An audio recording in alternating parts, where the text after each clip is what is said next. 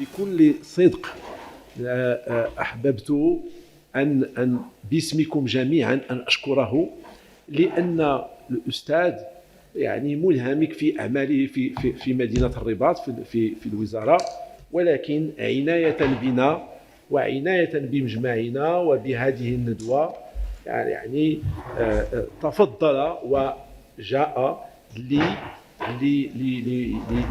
لمشاركتنا هذه الندوة كما قلت عناية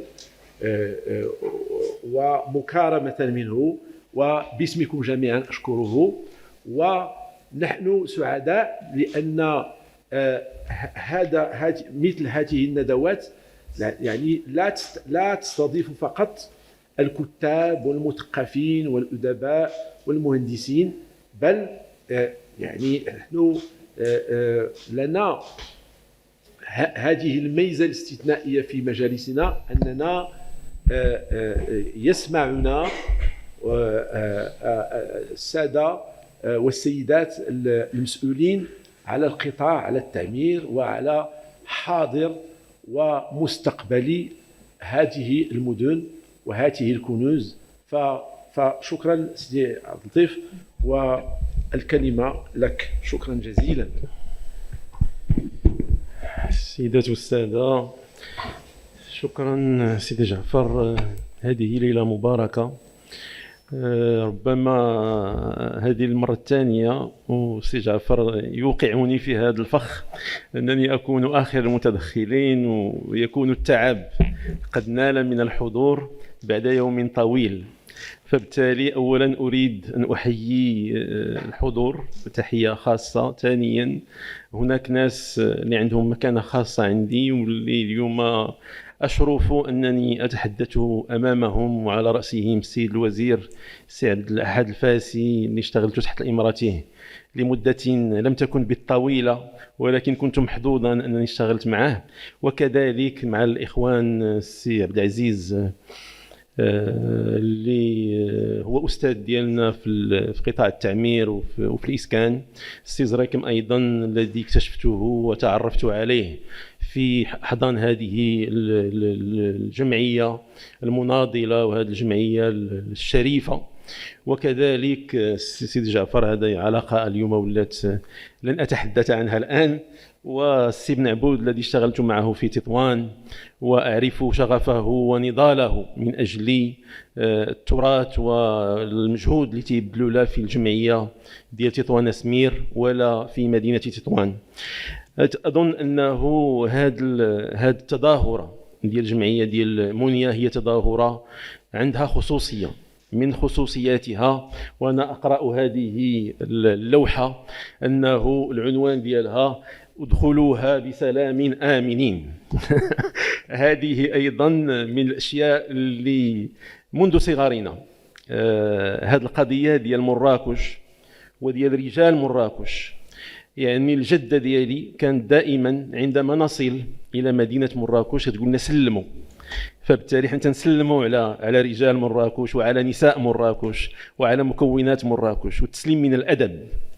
المسألة الثانية هو أنه حضرت البارح لأمسية روحية جميلة جدا في رحاب الولي الصالح وفي رحاب القطب والشيخ سيدي بالعباس، وهذه القضية عندها دلالات كبيرة جدا، لأن الخصوصية ديال هذا المهرجان وهو مهرجان يربط بين الروح وبين الحداثة وبين الاشتغال على مواضيع اللي هي مواضيع آنية، ونحن في حاجة لهذه التظاهرات. هذا المهرجان ديال السماع هو مهرجان عنده هذه الخصوصية. نحن في مدينة سياحية عندها واحد المجموعة ديال العناوين اللي هي عناوين استهلاكية، لكن في الغالب نحن نمر بجانب هذا الجانب اللي هو أساسي، اللي هو الجانب الروحي والجانب ديال واحد المسألة اللي هي أساسية. ملي كنا تنقراو في الهندسة المعمارية كان عندنا واحد المشغل اللي سميتو سونس اسباس، المعنى والمجال فبالتالي نحن في بحث عن المعنى، والمدن العتيقة ديالنا الأساسي فيها هو معرفة المعنى. ما معنى وجودنا؟ ما معنى قيمنا؟ ما معنى حضارتنا؟ ما معنى ثقافتنا؟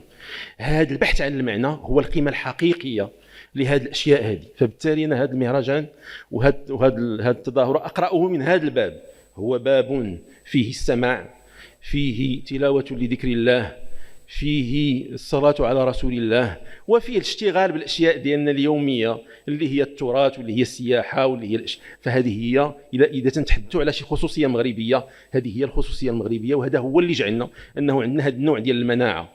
طلب مني سيدي جعفر أن أتحدث عن واحد النوع ديال التركيب للمداخلات التي تمت، سأقولها في 3 عناوين. العنوان الأول، سيدي زريكم عطانا واحد المعادله اللي هي صعبه متعدده لي زانكوني هو رياضي يعني سي ماتيماتيسيان. هاد ليكواسيون خصها تحط امام الاخوان اللي غادي يتولاو المسؤوليه في المؤسسه الجديده ديال الاطلس الكبير. شنو هي المعالم ديال هاد قلنا ان اونسومبل، عندنا لونسومبل ان لونسومبل زاد، اليوم عندنا لونسومبل ديال الاطلس الكبير. فبالتالي هذا في الرياضيات كل مجموعه عندها القانون ديالها، عندها لي لوا دو كومبوزيسيون، عندها واحد المجموعه ديال الامور. فهو تيربط ما بين جوج ديال الاشياء، ما بين الماضي، ما بين التاريخ، كيف يمكن اننا نكون عندنا مصالحه مع تاريخنا، وكيف يمكن ان نشتري في المستقبل. هذا هو اللي اساسي. كيفاش يمكن لنا في منطقه اللي جاوا فيها الموحدين، والموحدين وانا يعني استحي ان اتقدم امام سيدي جعفر في هذه المساله، الموحدين جاءوا في واحد الوضع اللي كانوا فيه المرابطين في اوج قوتهم، والمرابطين كانوا مالكيه، والموحدين جاءوا بفكر حداثي، وجاءوا باحياء علوم الدين، وجاءوا بالفكر ديال الغزالي، وجاءوا بمجموعه ديال الاشياء. هذه الحداثه هي الحداثه التي نريد ان نحييها، هي الحداثه اللي عندها علاقه بقيمنا. فبالتالي داكشي علاش انه السي زريكم راه هو رجل حداثي ورجل من اليسار ورجل تقدمي، ولكن هذه الحداثه الحاليه هي تزعجه. هو ما باغيش يدخل له كونفورميزم، ما باغيش يدخل للتصنيع، ولكن باغي يدخل لحداثه تاخذ بعين الاعتبار التاريخ، تاخذ بعين الاعتبار الخصوصيه، ولكن تشرف المستقبل، وهذا هو اللي اساسي. المساله الثانيه اللي هي مهمه في هذه المساله هذه، وهو انه بلادنا عموما تقام فيها مجهود تنموي كبير جدا، هذا ما يمكنش واحد ينكره. وانا لا اتحدث هنا بحال انني امامكم كمسؤول، انا اتحدث يعني مواطن وكرجل يحب هذه المدينه ويتفاعل معكم فيها. تدار مجهود كبير جدا في كل مدن المغربيه. اخر شيء ما شهدته مراكش بعد زلزال كبير وبعد كارثه كانت فيها الثقه ديال اكبر مؤسسه تمويليه في العالم وهي الإفيمي، وقالوا انهم غادي يديروا هذا التظاهر، وانا حضرت في هذا التظاهر وشفت المستوى ديال التنظيم اللي كان فيه. ولكن الاساسي ما هو؟ كيف استقبلت المدينه هذه التظاهره؟ تيظهر لي انه ما كاينش هناك اثنين يختلفون انها استقبلناها في لي ستاندار انترناسيونال، استقبلناها بالمواصفات الدوليه، وهذا هو اللي مطلوب. المغرب بذل مجهود كبير في تاهيل مدنه الكبرى. اليوم تنمشيو للرباط، تنمشيو لطنجه، تمشيو لمراكش، تمشيو لاكادير، مدننا تتغير وتتأهل وتتحسن. لكن شنو هو الاشكال اللي عندنا؟ هو انه اليوم هناك فارق كبير جدا بين مكوناتنا. من المسائل اللي دار الزلزال هو انه حيد واحد الغشاوه، اكتشفنا مجال فيه مفارقات كبيره جدا على مستوى التنميه. فبالتالي هذه المفارقات كانت على مستوى ديال المستويات، كان على المستوى اولا ديال الغنى، اكتشفنا ان هناك مدن غنيه وأن هناك قرى فقيرة جدا، وهذا إشكال حقيقي يعني يسائلنا. المسألة الثانية، اكتشفنا أن هناك مكونات في هذه البلد لم تتغير منذ يعني قرون من الزمن، ما دخلتهاش واحد مجموعة ديال الأمور. اكتشفنا أيضا أن هناك يعني ناس اللي عندهم قيم، وهذا هو الأساسي، لأنه الزلزال وقبل منه كوفيد بين واحد مجموعة ديال الأشياء اللي ما خصناش يجب أن لا نغيبها. المستوى الأول هو أن هذا البلد فيه قيم حية. الزلزال شنو هي الأشياء اللي هي كانت أساسية فيه؟ الشباب المغربي أعطى واحد الدرس كبير جدا على أن القيم ديالنا الأصيلة حية فيه. ما معنى هذا؟ هو أنه كاين تواتر في هذا المجتمع. التواتر هو التواصل، وهذا التواتر والسي جعفر غيعرف هذه القضية بدون جرح ولا تعديل. هذا التواتر هو تواتر سليم، يعني الشباب أبهرونا بكيف تفاعلوا كيف استعملوا الوسائل الحديثة، كيف واصلوا الليل بالنهار ليوصلوا المساعدات لهاد الناس هادو اللي هما مكلومين. هذا جسد حي وجسد متواصل وجسد يحس بعضه ببعض. هادو ناس يتكلموا الشلحة وجاهم ناس يتكلموا العربية وتفاهموا. فهذا هو المغرب، هذا هو أنه هذه أمة وهذا شعب. المسألة الثانية اللي هي في هذه المسألة ديال الزلزال من غير قضية ديال التضامن ديال القيم، المؤسسات ديال الدولة، وهذه مسألة أساسية. وأنا غنرجع لها في القضية ديال التراث.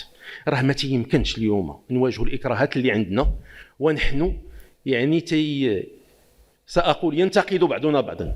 مزيان الانتقاد، مزيان النقد، أنا لا أقول شيئا، ومزيان أنه نشتغلوا على أنفسنا. يجب على الجامعة أن تشتغل على نفسها وتقرب من الإدارة، ويجب على الإدارة أن تشتغل على نفسها وتنفتح على الإدارة. خصنا هذا الانفتاح، خصنا أنه نتواصلوا بيناتنا. عندنا إشكال ديال التواصل، عندنا نقص في التواصل. هذه الأشياء كلها اللي درت فيها نواقص، هذه الفرصة باش نتداركوها.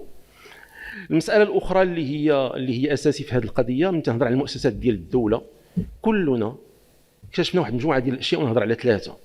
نهضر على الجيش المغربي.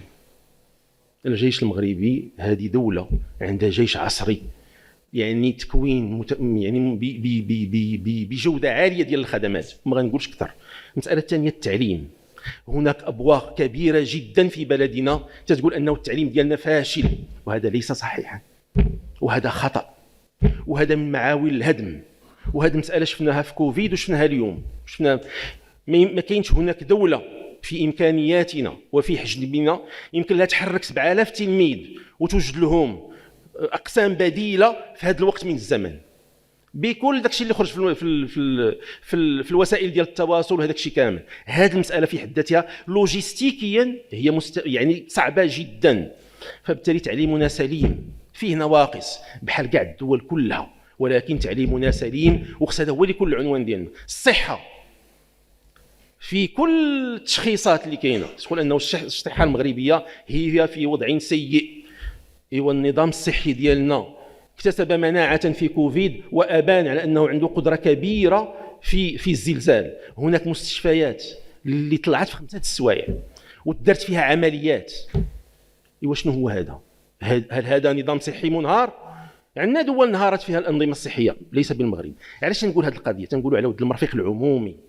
مرفقنا العمومي سليم، لانه اخطر شيء في الدوله هي انه المرفق ديال العائله يكون فيه اشكال، لكن المرفق ديالنا العمومي عنده حصانه. فيه اشكالات، وكلنا شفنا بانه في 3 يعقوب هناك مستوصف راب، والممرضه طاح عليها بيت وولدات 2 ديال العيالات، وانه هذاك الممرض اللي هو مكلف في 3 يعقوب.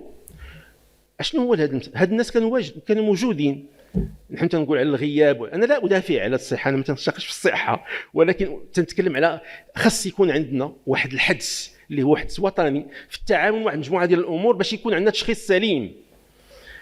المساله الاخرى اللي بغيت نهضر معها على السي عبد العزيز، 2 ديال الاشياء. هذه الخبره اللي عندنا في الترميم ما عندهاش اطار مرجعي، وهذا هو الاشكال الحقيقي. ما عندناش اليوم قانون ينظم هذه القضيه ديال الترميم. عندنا قانون ينظم الترتيب، يعني كيفاش نقولوا ان هذه البنايه هي اثر تاريخي، ولكن كيفاش نرمموها ما عندناش مدرسه ديال الترميم مغربيه، وهي الاساس ديال هذا الشيء كامل. هي اللي فيها اشكال ديال السلاسل ديال الانتاج، السلاسل ديال الصناع، علما انه الصناع ديال مراكش مثلا تيشتغلوا في تطوان. السي المهدي قال بانه جابوا الصناع من مراكش. فبالتالي هذه واحد المساله اللي هي حيه. الاشتغال والتوصيه اللي طلب السي جعفر 2 ديال الاشياء: ان نشتغل على ايجاد اطار مرجعي للترميم يراعي الخصوصيه المغربيه، وان نشتغل على الدلائل. وانا تنقول هنايا كاداره انه السي عبد العزيز يشتغل في المدرسه الوطنيه للهندسه المعماريه. نحن مستعدون كمدرسه وطنيه للهندسه المعماريه لاصدار دليل على هذه الاعمال اللي دارت في مراكش. خصو يخرج وتظهر لي الماده موجوده، والاخوان ديال العمران كاينين، ويمكن انه نشتغلوا على هذه المساله هذه ونخرجوا هذه الادله. لانه الاشكال ديال المعرفه هو انه يتسجل مني تنوثقوا واحد المساله، فبالتالي تنحافظوا عليها على الاقل على مستوى التوثيق. هذه هي المساله اللي هي اساسيه. المساله الاخرى القضيه اللي هضر عليها السي بن عبود وهي الاستثمار في التراث. انا هذا هو اللي تناخذ من المداخله ديالو. السي بن عبود رجل يؤمن بهذا التراث واستثمر فيه، فبالتالي يجب انه اليوم كاين جوج ديال الاشياء باش يمكننا ننقذوا المدن العتيقه. ان المدن العتيقه تكون عندها القدره انها هي ترمم نفسها، لان هذا هو الاشكال اللي عندنا اليوم. المدن العتيقه هي في قاعه الانعاش، الدوله هي اللي تستثمر فيها، ولكن باش يمكن المدن العتيقه تخرج من هذه الصيروره خص انه الحركه الاقتصاديه اللي في المدن والساكنه اللي في المدينه تكون عندها القدرات على ان ترمم دورها. ما نتسناوش يعني يعني اشكال ديال التنميه، خصنا نوصلوا لواحد المستوى ديال التنميه اقتصادي واجتماعي اللي تيسمح للساكنه ديالنا اللي هي في المدن العتيقه انها تستثمر في المدن في المساكن ديالها. الناس وقع في مراكش، احنا اشتغلنا على الملاح. انا عندما كنت اشتغل في مراكش في الوكاله الحضريه اشتغلنا على المشروع ديال الملاح. وقعوا جوج ديال المشاكل في الملاح. المشكل الاول هو انه ما اشتغلناش على المنازل، اشتغلنا على كل ما هو اثر واشتغلنا على كل ما هو يستقبل العموم، ولكن ما اشتغلناش على المكون الاجتماعي لان الكلفه ديالو كبيره. اليوم نؤدي هذا الثمن ديال هذه الكلفه. شنو هي الاخطاء اللي وقعت؟ لاعتبارات امنيه ولاعتبارات ديال القرب ديال التنظيم ديال التظاهر العالميه في مراكش، خرجت واحد المجموعه ديال القرارات ديال الهدم واللي كانت تتمس منازل عندها قيمه تاريخيه، عندها قيمه معماريه، عندها قيمه. فبالتالي تم التراجع، ولكن كاين هناك اشياء ضاعت، كاين هناك اشياء دارت فيها قرارات ديال المؤسسات ديال الدوله ورابت. فبالتالي هذا هو الاشكال، هو انه اليوم القيمه ديال المدن هي قيمه كامله بمآثرها وبمساكنها الاجتماعيه، وهذه خصوصيه ديالنا. هو انه ما تنتجه الاسر، ما ينتجه الفرد عنده قيمه تراثيه. السي زركي مهضر على واحد المساله اساسيه وهو القدره والخصوصيه الثقافيه للاطلس، وهذه مساله ايضا اساسيه. قرانا هي ايضا عندها قيمه تراثيه، عندها قيمه. انا شفت مساجد في الاطلس الكبير تحف ديال القرن السادس عشر. المشكل ديالها ماشي هو انه وما رابطش من الاشياء اللي في هذا الزلزال. كاين جوج ديال الحوايج. كاين المسائل اللي تبنات بشكل عصري اللي هما السدود، اللي هما البنايات العموميه، اللي هما هذا، وكاين ما بني لله. كل ما بني لله بقي فبالتالي الاشياء الاخرى هي اللي مشات. فهاد المساجد شنو هو الاشكال ديالها؟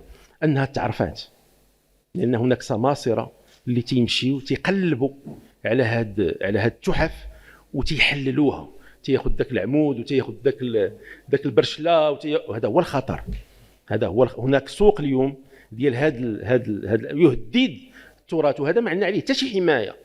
اليوم غدا كاين واحد 3 ولا 4 ديال المساجد اللي عندهم قيمه نادره، واللي ربما تيرجعوا للعهد الموحدي، واللي تيخص انه تم المحافظه عليهم ويتم الاعلان ديالهم كتراث ديال الامه وديال هذا الشعب باش يمكن المحافظه عليه. لكي لا اطيل وباش نختم المداخله ديال الاستاذه بوسته ديال فاطمه الزهراء، العنوان كبير هو الاغتراب اللي عندنا مع المدينه العتيقه.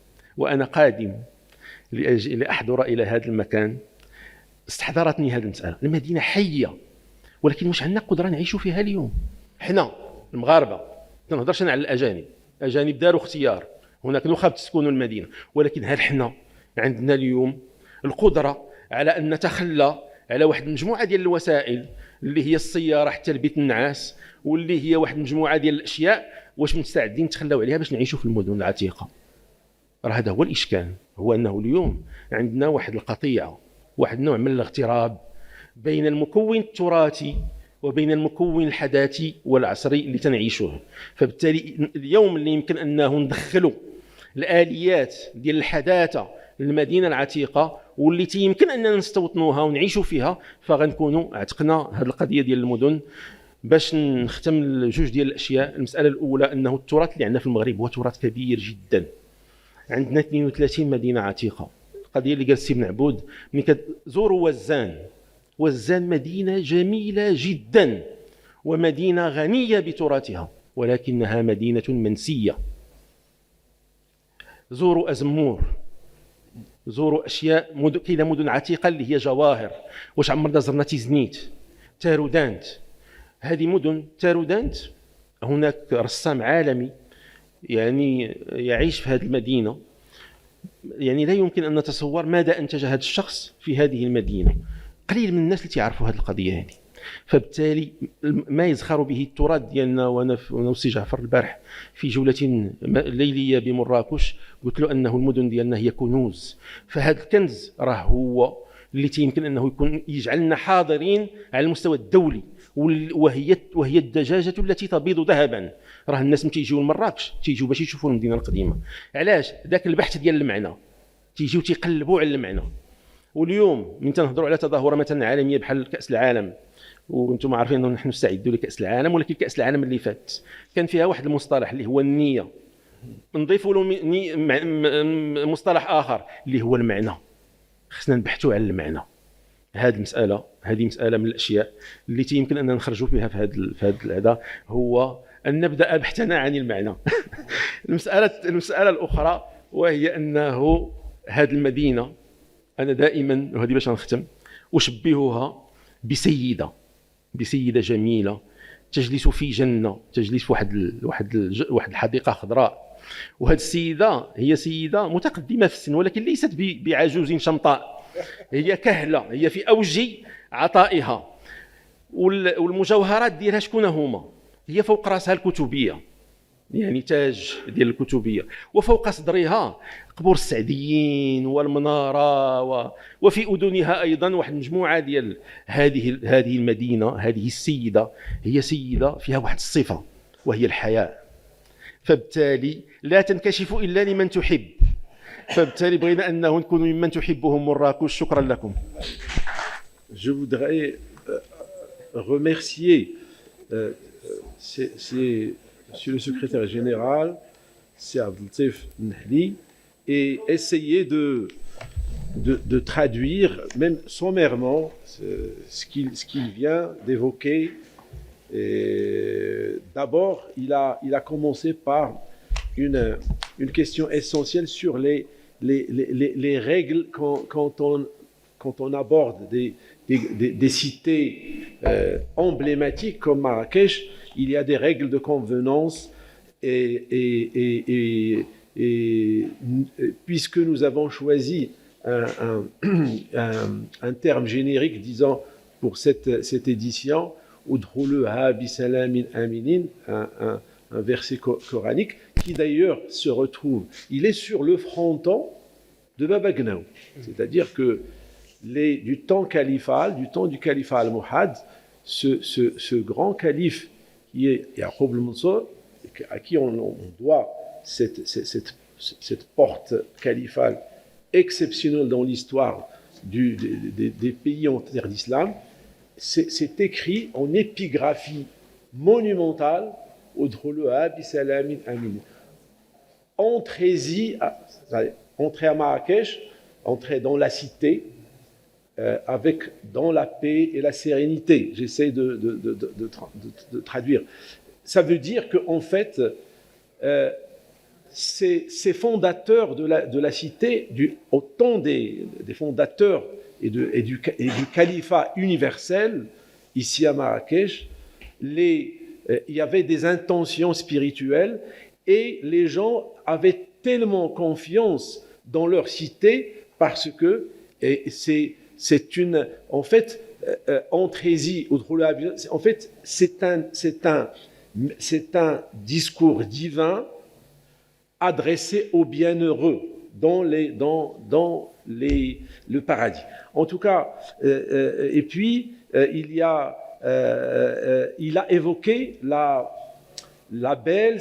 Je pense que la plupart d'entre vous étaient présents hier à Sidi Bel Abbas pour cette belle soirée exceptionnelle et qui évoque pour Sinhli cette quête, quelque chose d'essentiel que véhicule la Médina, Marrakech, c'est même avec ses apparats touristiques et très, c'est-à-dire qui relève d'une certaine mondialisation ou les effets néfastes de la mondialisation, il reste quand même la quête du sens, ce qui est essentiel. C'est la quête du sens. Et aussi, il y a, en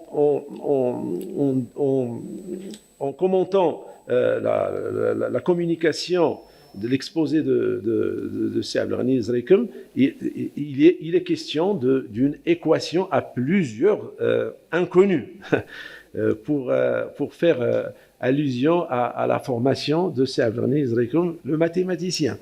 Et puis, c'est-à-dire que un effort considérable également a été fait dans ce Maroc d'aujourd'hui.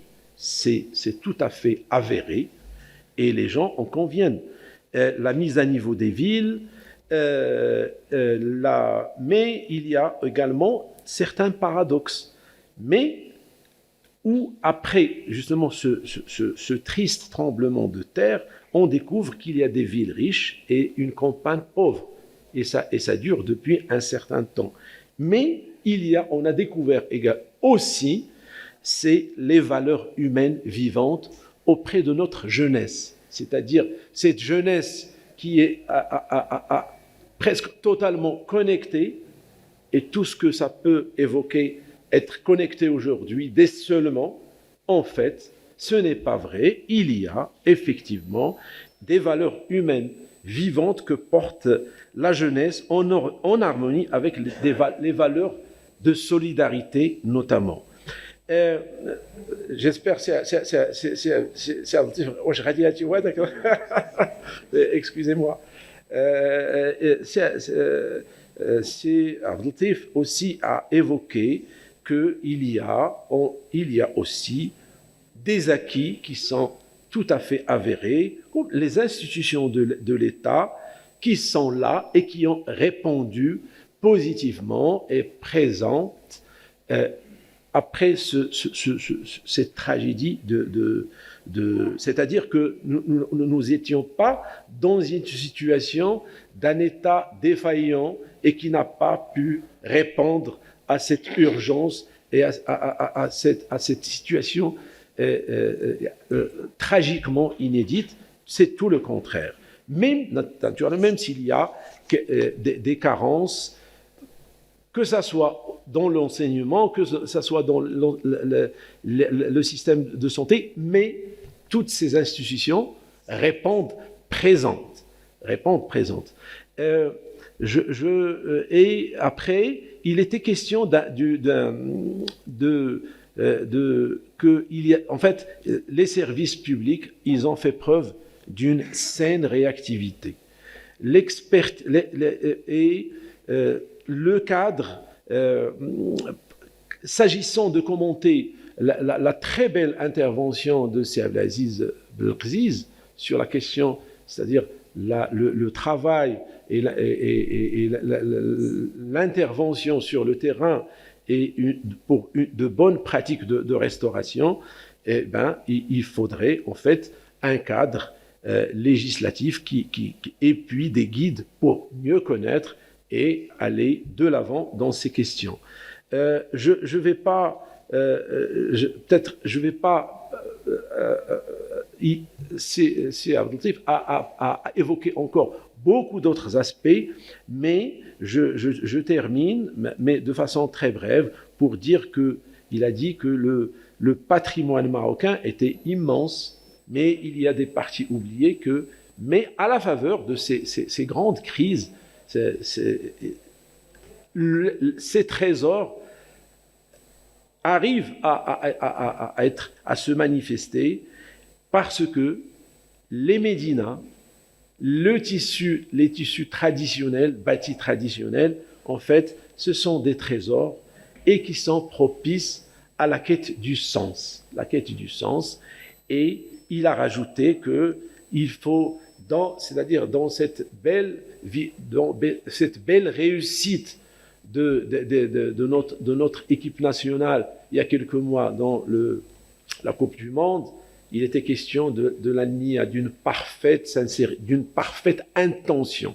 Et tout le monde, au Maroc et ailleurs, commençait à parler Lui, il propose de rajouter al-ma'na, c'est-à-dire le sens, la quête du sens. Et c'est vrai, parce que, en fait, le bâtiment, les configurations urbaines, mais c'est en fait ce qui nous lie, même cette soirée, pendant ces belles journées, c'est la quête du sens.